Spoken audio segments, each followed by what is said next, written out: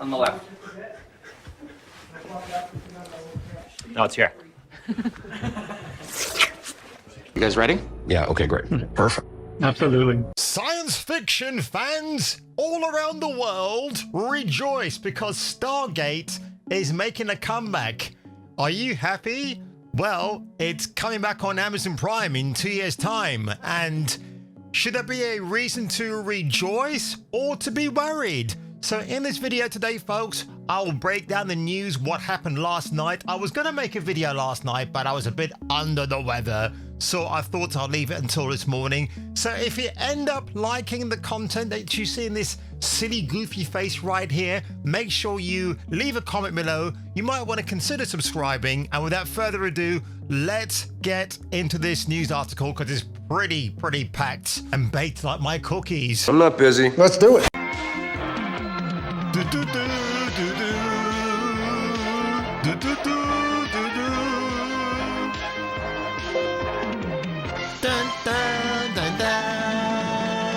And here we go, ladies and gentlemen. The Hollywood Reporter reports Stargate reopens with new series at Prime Video. Couldn't read it there because I'm blocking the way.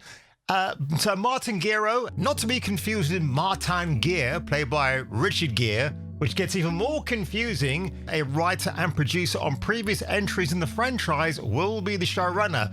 So he was involved with the first SG-1 series back in 1997, and subsequently on his time on that show, then went on to write many episodes of Stargate Atlantis, which I am still waiting to purchase, which I'm going to do today. Used to own the Blu-ray box set, and then for some stupid reason, I just gave it away one day. I don't know why I did it. I'm just such a doofus. So this is a pretty big deal actually, folks, because the Amazon owner streamer has ordered a new series in the beloved sci-fi franchise, which I will wholeheartedly agree. And when I get to the end of this video, folks, I'll share with you my journey with SG-1 as it goes. 20 years ago, my first real job in television was as a storyteller on Stargate Atlantis. I spent 5 years or 5 seasons at the franchise working across all 3 series. SG-1 taught me everything about making TV. It's written into my DNA. Gero said in a statement, "I'm beyond thrilled and Amazon MGM Studios has entrusted me with guiding this incredible franchise into its next phase. For those who've kept the gate active through conventions, rewatches, and unwavering faith, this one's for you." Okay, and for those that are new to our world, I promise you're in for something extraordinary. Great hyperbole here. I'm going to show you some video clips in a minute from the Amazon Prime announcement itself. I'm just going to break them down into short clips so I don't get a copyright claim or strike. Plot details are being kept quiet for now. All Prime Video offers by way of description is that the show will be a bold new chapter in the Stargate franchise. So that's great. And yeah, but I'll tell you what, the viewing habits for this series were really interesting for me back in the day. I was working at Planet Hollywood at the time, and I thought it was on a Sunday afternoon. Stargate would appear on TV right after Jules. No, is it Jules Verne? Modus interruptus here. Vernon Kay and Jules Sarpong, or Ping Pong as Vernon used to call her. Those were the E4 presenters back in the day on a Sunday. And if you want to know what they look like, well, here they are. Sunday show in the afternoon, and part of the schedule was that you would have SG-1, and I remember dipping in and out of it and thinking, oh yeah, this looks really good. I'd seen the Kurt Russell movie, I enjoyed it a lot, but you know, I was like a casual viewer at the time. I wasn't really aware that this thing was streamed in a different way in the USA. And I tell you what, the turning point for me with Stargate, when it really did perk my interest, was seeing Ben Browder as Cameron Mitchell at the beginning of season 9 with Claudia Black. And I said to my friends at the time, we all kind of watched it in amazement, like, oh my God, they got the Farscape people in this show together. I know we haven't met. That I'm sure I would remember. Lieutenant Colonel Cameron Mitchell. Nice outfit. Thanks.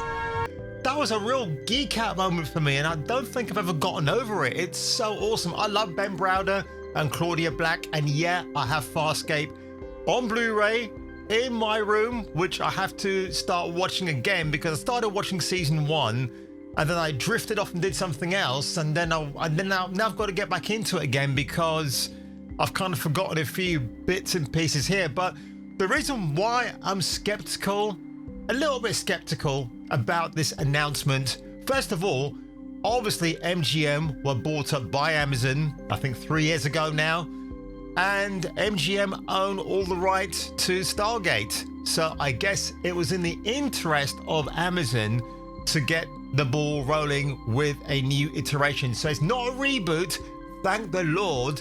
It's just a brand new iteration of the SG universe. Is this going to be a reboot? It is not a reboot. It is not a reboot. It is a brand new chapter. Oh my gay God. I have the DVD box set of the entire 10 series run of Stargate, but this was an upgrade that I needed so badly. And there's a guy that I watched called In Search of Physical Media, really good dude. And it was on his recommendation that I actually bought this show. So seasons 1 to 3, yeah, all the series are remastered, by the way. So seasons 1 to 3, it looks all right. It's not bad. I think like there's a 30% upgrade in visuals, but apparently from seasons 4 to 7, it jumps up by 60%. So I can't wait to get to that. And then seasons 8 to 10 look even more better. They're almost in line with Continuum and Arc of Truth, those standalone movies of the SG-1 series. So I can't wait to get to those as well. So I think some of you might be jealous of me when I say this, but this is my first time watching this series in its entire run, which is great. And I'm on season 3 at the moment. So the episode I finished yesterday, I think, was called Legacy, where Major Samantha Carter meets her own alternate reality self. It's such a great single episode. Carter is hot. Zoom in on that. Where even Colonel Jack O'Neill, played by Richard Dean Anderson, talks about multiverses, or he briefly glimpses on it and how he hates those kind of plot lines in a story, which was a nice little, almost a fourth wall breaking moment there. I did love that. It's so good.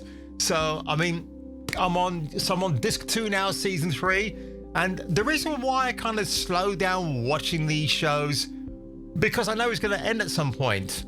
And then I have to jump onto Stargate Atlantis, which I have to watch after. Let me see now. I've got to watch season 8 of Stargate, SG-1. And then after I watch that, I have to begin season 1 of Stargate Atlantis. And then I've got to do that until the end of season 10 of SG-1. And then jump onto Stargate Atlantis season 3. And then carry on, then get to Stargate Universe of Robert Carlyle, and then I've got in between I have to watch those 2 movies, Continuum and Arc of Truth as well with SG-1. So oh my God, talk about an absolute binge fest, and I can't wait. But the question does, actually one of the guys in the Prime Video mentioned that, it's going to be the Stargate that you remember. A lot of speculation about what people want the show to be and what they don't want the show to be. I strongly feel that they will watch this show and say, this is Stargate. If you look at the hidden context, I think because people moan about so much of media today being very heavily fueled with messaging and too much over-representation when you don't need it, because again, sci-fi offers you some of the greatest diverse moments ever, right? I can't wait to see what happens, but I exercise caution here, ladies and gentlemen, because these announcements are grand. We're not going to get official cast announcements until next year, so I'll be keeping a close eye on those. My guess is it's a new hand-picked crew, whichever way they're going to go, because the Ori was the last enemy that they faced in Atlantis, and the Wraith, I think, were there. I think the Wraith were wiped out. Again, I've not watched Atlantis yet, so I'm assuming they were wiped out. And obviously we had the Goa'uld from Stargate SG-1. So that's all good. So it'll be a brand new crew, a brand new vehicle to fly around in, maybe. Is it going to be on Earth? Maybe to begin with. I think they're going to film the episodes in Canada to keep the costs down. Because one thing I keep hearing, and I've seen in so many videos, oh, wait till you see the special effects, the things that we can do, they're going to be so amazing. And I think that's something to be a little bit wary of, because what made the original SG-1 series so charming was that some of the special effects were a little bit goofy, but you didn't mind because you knew it was TV. You know, it was limited resources. But look, all the episodes I've watched so far, I know they're all shot in Canada. They look amazing. Like, you wouldn't, I don't know what they cost per episode. Obviously, we're not talking She-Hulk proportions here, but they look amazing. A lot of Canadian TV I've watched, including Flashpoint, do look truly amazing for the budget they've actually spent on each episode. So I would exercise caution here, folks, for the time being. Let's see what the cast look like. Let's see what the stories are going to be like, if we've got a glimpse of anything. And then in 2027 is when the first series of SG, whatever they're going to call it, premieres on Amazon Prime. So it's a worldwide audience. But then again, you know, is this something that, if it resonates with the fans, are we going to get a physical release on Blu-ray? Are there going to be more conventions? So Amazon, only they can fuck this one up, and we'll have to wait and see. If they don't inhibit these creators who have obviously gotten very passionate and very excited about bringing back Stargate to you, then I hope they let them do their thing. It could be the Cobra Kai comeback that we need right now, where the SG universe is concerned. It's so funny because while watching these episodes, I did think to myself, I kind of like where they've ended most things. Obviously, Stargate universe itself with Robert Carlyle kind of ended abruptly, and people wanted a bit of resolution to that.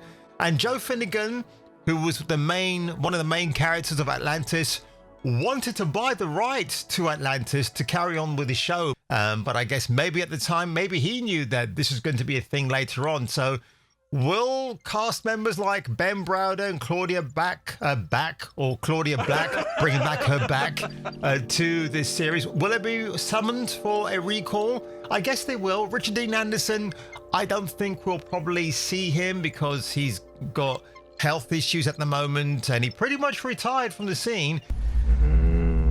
Now it's undergoing further testing, but we hope to have the results on your desk first thing tomorrow morning. Don't you keep me waiting. No, sir. Now, here's where... I'm not even sure he would want to come back as Colonel Jack O'Neill, because I remember when they tried to revive MacGyver a few years ago, it didn't really work out that well, did it? Even Richard Dean Anderson wasn't impressed with that. So we'll have to wait and see, folks. But my God, this is breaking news from last night. Had to talk about it.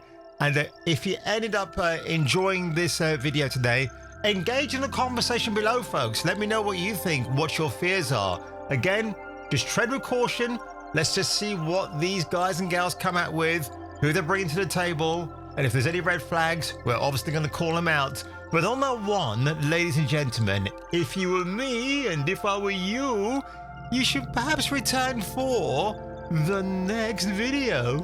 When's the series going to be over is a question that we're asked a lot. Or you're going to have another year. And I think it will truly end when we're not having fun anymore and when the writers run out of ideas, and that really hasn't happened. It's good to be home.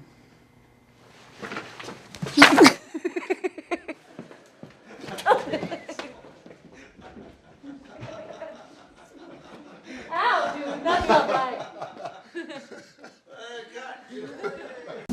Don't let your dreams be dreams.